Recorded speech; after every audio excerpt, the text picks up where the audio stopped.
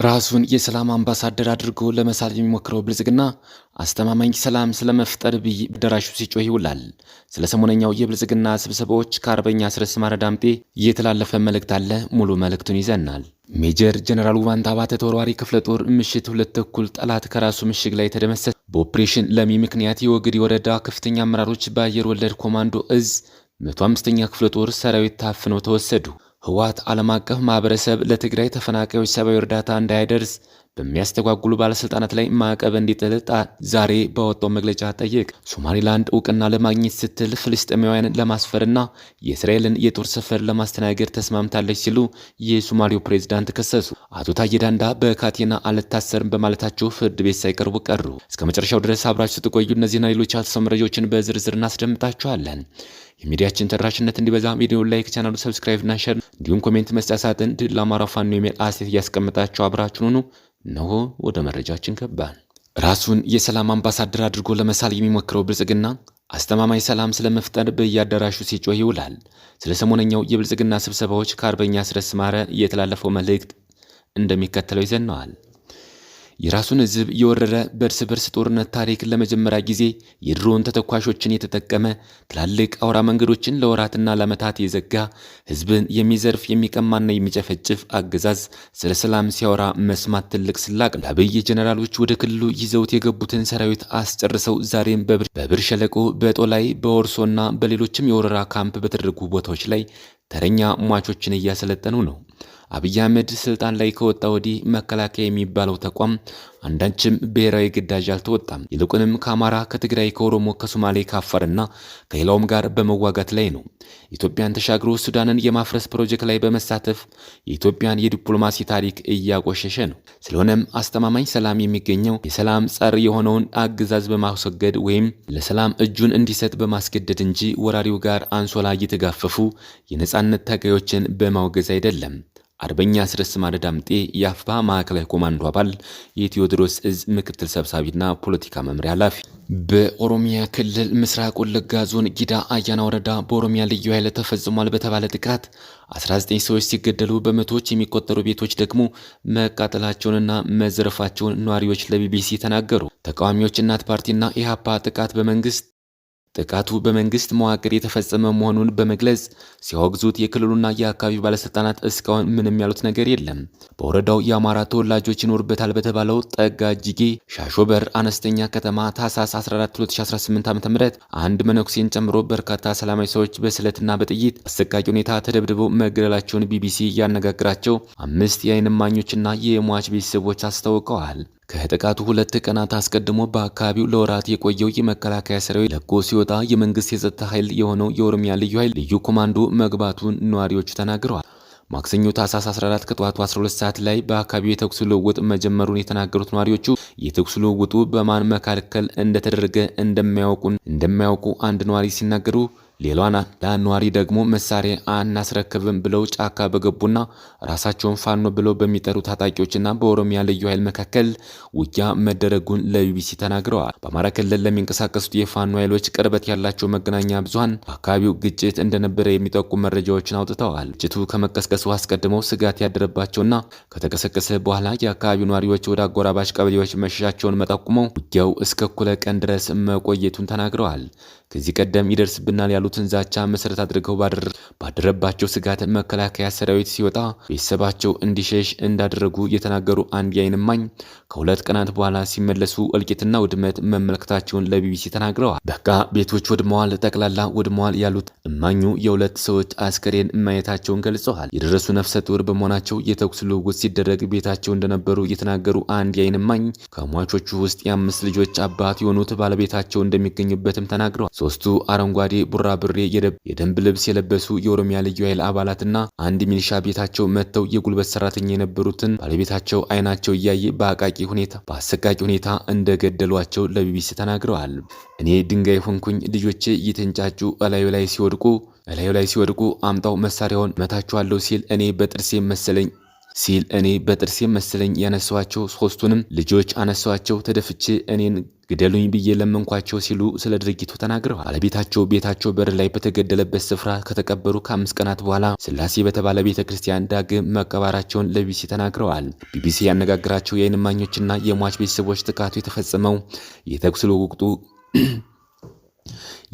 ልውውጡ ጋብ ሲል ቤታቸው ውስጥ ቤተ ክርስቲያን ውስጥና ወደ ቤታቸው እየተመለሱ በነበሩ ንጹሐን ሰዎች ላይ መሆኑን ገልጸዋል። እማኞች አብዛኞቹ ሟቾች በስለት ተጠቅተው መግረላቸውንና አስከሬናቸው በአሰቃቂ ሁኔታ ተጎድቶ መገኘቱ ተናግረዋል። አንድ ቤተሰባቸው አባል የተኩስ ልውውጥ ጋብ ሲል ቤታቸው ለማየት ሲመጡ መንገድ ላይ እንደተገደሉባቸው የተናገሩ 2 ሰዎች አካላትም የለው ሲሉ አስከሬናቸው ከባድ ጉዳት ደርሶበት ከቀናት በኋላ መገኘቱን ገልጸዋል። የሞቱትን እንኳ ደርሰን ለመቅበርና አስከሬን ለማንሳት አልቻልንም። እስከ ቅዳሜ ዕለት ድረስ አስከሬናቸው እንዳልሆነ ሆኖ አገኘናቸው ሲሉ አንድ እማኝ ተናግረዋል። ቢቢሲ ካነጋገራቸው 5 ነዋሪዎችና የሟች ቤተሰቦች ውስጥ 4ቱ በጥቃት የተገደሉ ሰላማዊ ሰዎች ቁጥር 19 ነው ሲሉ አንድ ነዋሪ ደግሞ ቁጥሩ ከዚህ ከፍ ሊል እንደሚችል ጠቁመዋል። አንድ ነዋሪ ለጥቃቱ ምክንያት ነው የሚሉትን ለቢቢሲ ሲያጋሩ የእናንተ ልጆች ናቸው ከፌዴራል መንግስት ጋር የገጠሙት ፋኖን ትደግፋላችሁ በሚል ነው ብለዋል። እናት ፓርቲና ኢህአፓ ጥቃቱን አውግዘው ባወጡት መግለጫ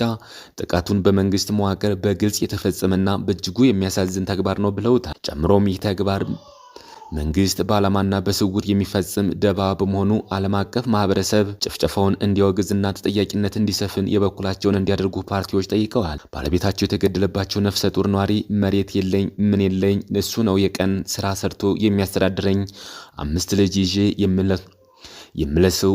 የምልሰው የምቀምሰው አንድ ነገር እንኳ የለኝም ሲሉ መጻኢ ሁኔታቸው በሚመለከት ለቢቢሲ ተናግረዋል።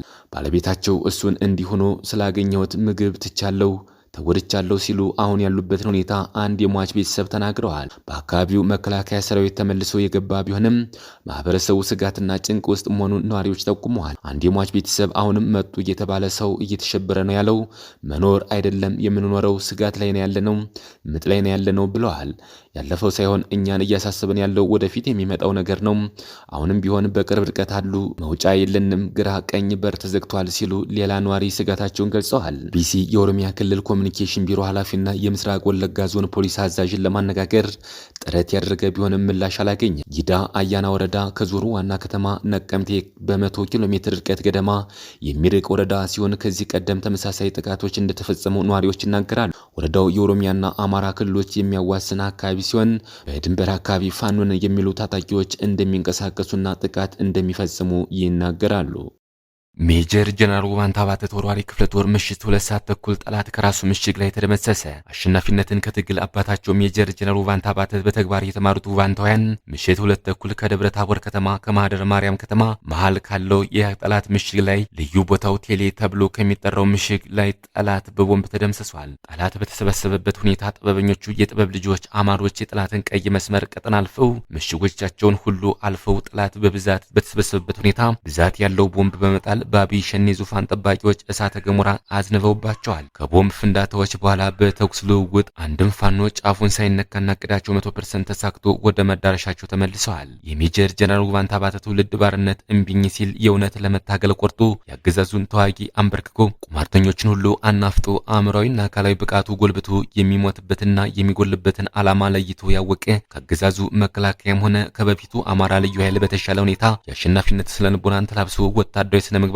በትክክል ተግብሮ ለትግሉ ዋጋ የከፈሉ የትግል ጓዶችን ራዕይ አስከትሎ ህዝባዊነትን አስቀድሞ ስለ አማራ ትግል የትኛውን ዋጋ ለመክፈል ራሱን አሳልፎ ሰጥቶ ለትግሉ እስከ ህይወቱ ህቅታ ታምኖና በጥቅሉ አማራነትን አስቀጣይ እሳተ ገሞራ ውባንታዊ ነፍጠኛ ትውልድ ተፈጥሯል። የሜጀር ጀነራል ውባንታ ባተ ተወርዋሪ ክፍለ ጦር ጉባንተነትን ሲምልበት ለማስመሰልና ሊነግድበት ሳይሆን የምር ውባንታዊ ግብርን የወጣበትን የተቀደሰ ፋኖ የትግል መንገድ በደሙ አክብሮ ቁማርተኞችን በ360 ዲግሪ አንጽሮ ሐሳዊ ፖለቲከኞችን በሰፌዱ አንጓሎ በአርማዶ ዲያስፖራዎችን በልካቸው ልክ እንዲያድቡ አድርጎ ሀገረኛ ወይም ጽንፍ የሄዱ ጎጠኞችን አማራነትን እንዲተነፍሱ አድርጎ የአገዛዙ አራዊት ሰራዊትን በነፍጡ አድቅቆ አማራዊ ሴቶችን አክብሮ ለእኩልነትና ለፍትህ ከፊት ተሰልፎ ጓዳዊ ፍቅርን ሲበዛ ተግብሮ መነሻና መደረሻ የትግል ግቡን አውቆ በሞቱ አማራነትን አድኖና በጥቅሉ በተቀደሰው የአማራ ትግል ያለማጋነን በአማራ ምድር እንቁና አብሪ ኮከብ ሆኖ የወጣ የፋኖነት ተምሳሌት ነው ሰራዊቱ። በኦፕሬሽን ለሚ ምክንያት የወግዲ ወረዳ ከፍተኛ አመራሮች በአየር ወለድ ኮማንዶ እዝ 105ኛ ክፍለ ጦር ሰራዊት ታፍነው ተወሰዱ። የአማራ ፋኖ ብሔራዊ ኃይል ምስራቅ አማራ ቀጠና ሚኒሊክ እዝ ንጉስ ሚካኤል አሊኮር መብረቅ ክፍለ ጦር በወግድ ግንባር ታህሳስ 19 ቀን 2018 ዓ.ም በጠላት ኃይል ላይ በፈጸመው ድንገተኛ ጥቃት 12 ፓራ ኮማንዶችና 2 የፖሊስ አባላት ሲደመሰሱ ከ6 በላይ የሚሆኑት ፓራ ኮማንዶች ቆስለው ሌሎቹ በሸነት ገደል መግባታቸው ይታወቃል። ከመብረቅ ክፍለ ጦር ሰራዊት መካከል አንደኛ አዳን ሀብት ነው ሻለቃና ከሁለተኛ ደምሰው ጎጡ ሻለቃ የተውጣጡ አሃዶች የጠላት ኃይልን ክፉኛ ያስደነገጠ የጦር ሜዳ ጀብዱ ስለፈጸሙ ጠላት እርስ በርስ እየተወናጀለ ነው። ኦፕሬሽን ለሚ የሚባለውና ወግድ ወረዳ ለሚ ቀጠና ውስጥ አካባቢ ላይ የተፈጸመው ድንገተኛ ጥቃት ያስከተለውን ከፍተኛ መደናገጥ ተከትሎ የአየር ወለድ ኮማንዶ እዝ 105ኛ ክፍለ ጦር አመራሮች የወግድ ወረዳ አመራሮችን በድንገት በማፈን በታህሳስ 19 ጥቃት ጠርጥረናቸዋል ብለው አስሯቸዋል። በዚህ መሰረት የወግድ ወረዳ ገቢዎች ጽህፈት ቤት ኃላፊ አቶ መኮንን አማረ፣ የወግድ ወረዳ ሚሊሻ ጽህፈት ቤት ኃላፊ አቶ ጌታ አራገውና የወግድ ወረዳ ጤና ጥበቃ ጽህፈት ቤት ኃላፊ አቶ አረቡ እንድሪስ በ105ኛ ክፍለ ጦር ሰራዊት ታፍኖ መወሰዳቸውን የውስጥ ምንጮች አረጋግጠውልናል። የወግድ ወረዳ ዋና አስተዳዳሪ አቶ ማናየ ደሳለውና የወረዳው መንግስት ኮሚኒኬሽን ኃላፊ አቶ ካሳየ ጌታቸው ለ105ኛ ክፍለ ጦር ባቀረቡት ምክረ ሐሳብ መሰረት የተፈጸመው አፈና ስር ምክንያት ታፋኞች ከፋኖ ጋር ተባብራችሁ ሰራዊታችን አስመታችኋል የሚል መሆኑን ነው የደረሰ መረጃ የሚጠቁመው። እንደሚታወቀው የአማራ ባንዳዎች ተጠቅሞ መጣል ልምዱ የሆነው ብልጽግና ወደፊትም ታላላቅ የጦር ሜዳ ጀብዶች በፋኖ ሲፈጸም ፋሽስት አብይ አጠገቡ ያሉትን የአማራ ባንዳዎች ተጠያቂ ማድረጉ ተገማች ነው። የአማራ ባንዳዎች ቀን እየጨለመ ነው። ነገ ከነገ ወዲያ በርካታ ጀነራሎችና ሲቪል ባለስልጣናት አማራ በመሆናቸው ብቻ ተመርጠው ለአብይ ወታደሮች ሽንፈትና ሞት ተጠያቂ ናቸው ተብለው በአደባባይ በስሙኒ ገመድ እንደሚሰቀሉ ግልጽ ነው። ለዚህ ማሳየው በዛሬ ዕለት ወግድ ወረዳ ውስጥ የተፈጸመው የአፈና ድርጊት ነው ሲል የመብረቅ ክፍለ ጦር ፖለቲካ ዘርፍ ኃላፊ ፋኖ ጌታቸው እሸቱ መግለጹን የክፍለ ጦሩ ህዝብ ግንኙነት ዘርፍ ኃላፊ ፋኖ ሙሉጌታ ሰማኝ ለሚኒሊክ እዝ በላከው ሪፖርት አስታውቋል። ህወሓት ዓለም አቀፍ ማህበረሰብ ማዕቀብ እንዲጥል ጠየቀ። ህወሓት ዓለም አቀፍ ማህበረሰብ ለትግራይ ተፈናቃዮች ሰብአዊ እርዳታ እንዳይደርስ በሚያስተጓጉሉ ባለስልጣናት ላይ ማዕቀብ እንዲጥል ዛሬ በወጣው መግለጫ ጠየቀ። ህወሓት የአፍሪካ ህብረት የሰላምና ጸጥታ ምክር ቤት በጉዳዩ ላይ ለመወያየት እንዲሰበሰብ ጭምር ጠይቋል። መንግስት የሚያስተጓጉሉ አስቸኳይ የምግብና መድኃኒት አቅርቦት ያለምንም ቅድመ ሁኔታ ለትግራይ ተፈናቃዮች እንዲቀርብ የጠየቀው ህወሓት መንግስት ለተፈናቃዮች የምግብ አቅርቦት የነፈገበትን ምክንያት የሚያጣራ ገለልተኛ ቡድን እንዲያሰማራና የምርመራውን ውጤት በ60 ቀናት ውስጥ ለህዝብ እንዲገልጽ ዓለም አቀፍ ህብረተሰብ ጥሪ አድርጓል። መንግስት ተፈናቃዮች ወደ ቀያቸው የሚመለሱበትን የጊዜ ሰሌዳ በግልጽ እንዲያሳውቅ፣ ለተፈናቃዮች የገንዘብ ድጋፍ የሚያሰባስቡ በጎ ፈቃደኛ ዜጎችን መወንጀል እንዲያቆምና የያዘውን በግለሰቦች የተሰበሰበ ገንዘብ እንዲለቅ ዓለም አቀፍ ህብረተሰብ ግፊት እንዲያደርግም ህወሓት ጠይቋል። ክቡራትና ክቡራን የቻናላችን ቤተሰቦች ለሰዓቱ ያዘጋጀናቸው መረጃዎች እነዚህ መስሉ ነበር። በሌላ የመረጃ ሰዓታችን እስክንገናኝ ድረስ የዩቲዩብ ቻናላችን ሰብስክራይብ፣ ሼር እንደዚሁም ላይክ እያደረጋችሁ ጠብቁን። ቸር ያገናኘን። መልካም ቆይታ